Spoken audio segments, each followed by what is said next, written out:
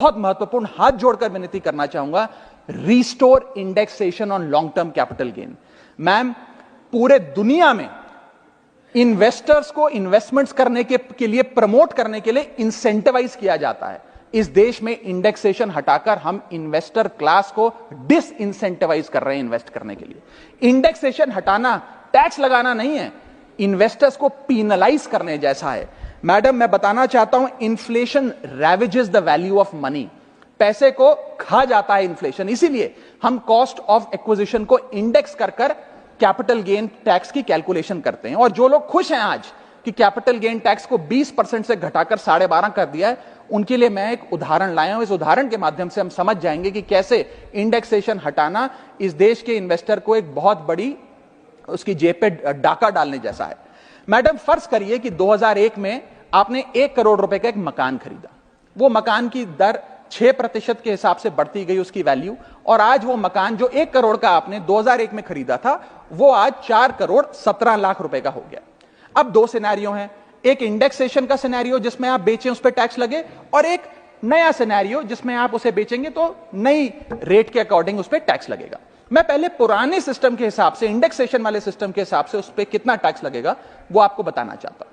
आज वो मकान जो आपने वर्ष 2001 में 1 करोड़ का खरीदा था, वो आप 4 करोड़ 17 लाख रुपए का बेचती हैं, तो आपकी सेल प्राइस 4 करोड़ 17 लाख, लेकिन आपकी purchase price, inflation adjusted indexed purchase price 1 crore नहीं, लगभग 3 करोड़ 60 लाख के आसपास आती है। यानी कि आपका sale price minus purchase price, जो प्रॉफिट ऑन सेल है, वो 54 लाख रुपए होता है।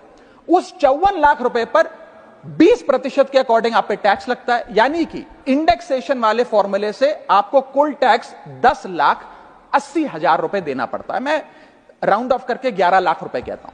लेकिन जो नई व्यवस्था है जिसमें इंडेक्सेशन आपसे छीन लिया गया है, उसमें sale price 4 crore 17 lakh, cost price 1 crore, मुनाफा 3 करोड़ 17 लाख, उस पर 12.5% टैक्स, यानी कि टैक्स कुल मिलाकर आपका बनता है 39,62,000। यानी कि नई व्यवस्था में वही 1 करोड़ का मकान अगर आप बेचेंगे आज 4 करोड़ 17 लाख का, तो आपको लगभग 40 लाख रुपए टैक्स देना पड़ेगा, और पुरानी व्यवस्था में आपको मात्र 11 लाख रुपए टैक्स देना पड़ेगा। यानी कि 40 माइनस 11 लगभग 29 लाख रुपए का एडिशनल टैक्स आपको देना पड़ेगा मात्र 1 करोड़ रुपए के प्लॉट की सेल पर। यह है इंडेक्सेशन का खेल। इसीलिए indexation long term capital investments के लिए अति आवश्यक है। मैं सरकार से अनुरोध करूंगा कि उसे ना हटाएं, और आज मैं इस सदन में भविष्यवाणी करता हूं, अगर आपने इंडेक्सेशन वापस लागू नहीं किया तो 3 चीजें होने जा रही हैं इस देश में।